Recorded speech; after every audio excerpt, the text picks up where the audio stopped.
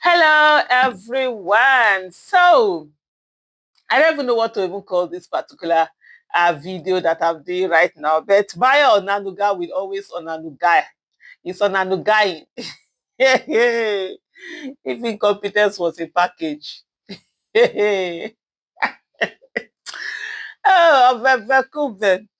So, Mr. Peter Obi did a statement yesterday. He released a statement which you could see very presidential, a statement that spoke about the pains of Nigeria, diplomatic in its tone. You know, the kind of thing that you expect the president of a country to actually put out when there's a crisis like we have right now on the designation of Nigeria as a country of particular concern.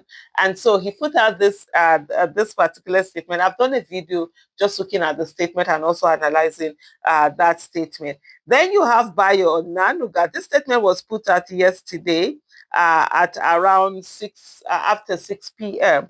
And then today at 8 a.m. Bayo Onanuga already has something out there. This time it's not directly from him, but he quoted someone called Lagos APC spokesman.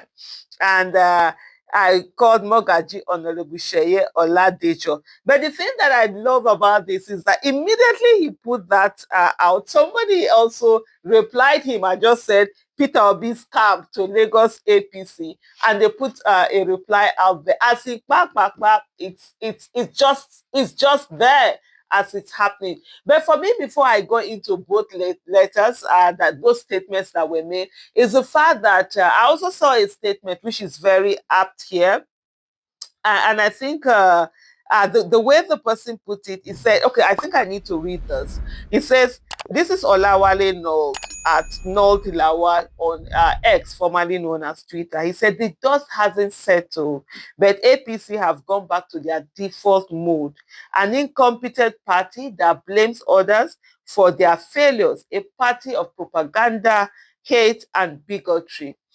Terrorist sympathizing party, their plan all along was to blame Obi and obedience for Trump intervention. I mean, they had already started that, blaming Peter Obi and obedience and making it this is the reason. You even see some of the newspaper putting it. I saw a particular headline by Sahara Reporters, Southeast, hold rally in Lagos to say this, that. The way South is, and inside when you open it, you see they say IPOP, just making it as if it's a southeastern thing. When you they say when you want to hang a dog, you give it a bad name, right? That's what I say. I saw that this thing. I just didn't even bother, to speak about it on that one. But just look at what the thing that Bayo Nanuga put out.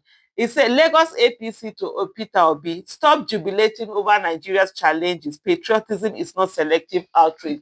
And the way this is, I think they had already written this. You understand? This they had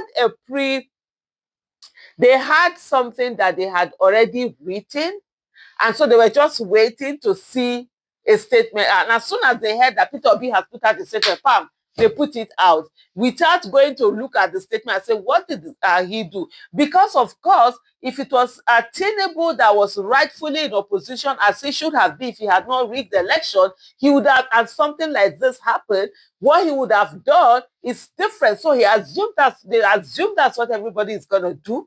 And so they went ahead, and put that out. Lagos APC to Peter Obi, stop jubilating over Nigeria's challenges. Patriotism is not selective outreach. The Lagos State chapter of the All Progressive Congress APC has observed the latest grandstanding by Mr. Peter Obi following the U.S. designation of Nigeria as a country of particular concern. True to form, Obi once again attempted to turn a sensitive national issue into political theater rather than demonstrate statesmanship. You see, they wrote this thing already. Just they forgot the message was what they had already written. They didn't look at the statement that he put out. I didn't even took a while. Mr. Peter did not even say anything. And he just took his time, let this out. When he made the statement, you could see that statement, how presidential, how leader-like that statement was. Even more telling is that that it uncharacteristically took him some time to respond. For a man always seeking microphones and hashtag, his sudden silence was deafening until well-meaning Nigerians began to publicly question it. It has become clear that Obi did not speak out of patriotic instinct, but out of public pressure and fear of further exposing his double standard. So fine, look at the first statement that they did. In the first statement, you said, true to form, you understand, true to form, Obi once again attempted to turn a sensitive blah blah blah. And then in the second statement, in the second this thing, you are saying, oh, he did not speak early until people started. So you said true to form, he jumps on something and make it about himself or turn it to something. And then the next this thing, you are saying that,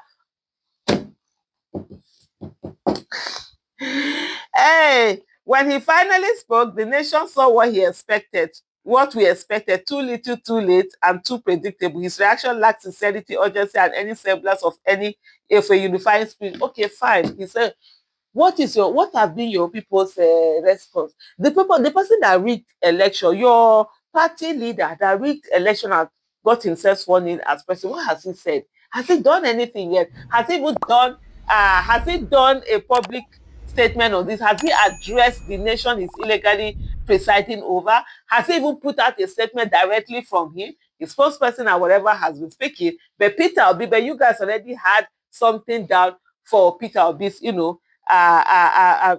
reaction. A man who claims to desire national leadership should not require public reminders to tweak when his nation's image is at stake. Leadership is proactive, not reactive, and certainly not driven by online agitation.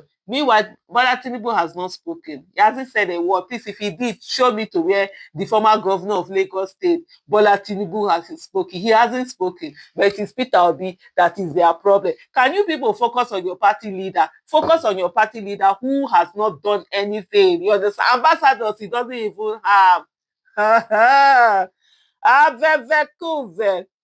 leader who is only happy when Nigeria is sad. Real leaders defend their countries in difficult moments. Statement balance criticism with dignity and national pride. That's exactly what Mr. Peter Obi did. Unfortunately for them, they had another statement in their head, which is what they said. Tinubu is fixing the insecurity Obi and allies fed with propaganda. Ooh.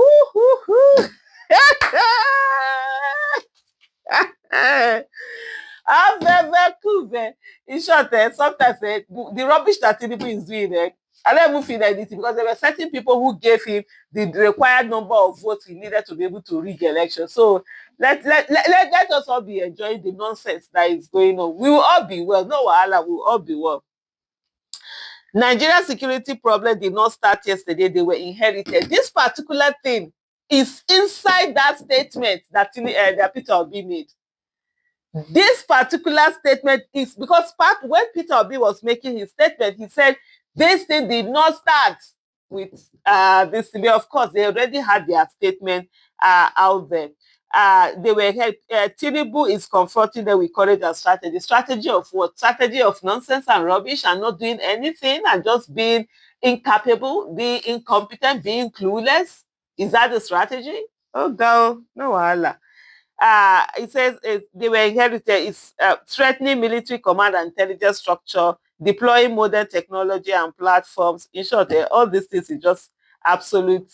Okay, let me just finish reading it. Re-energizing regional and global security cooperation, tackling the economic roots of insecurity through bold reforms. This,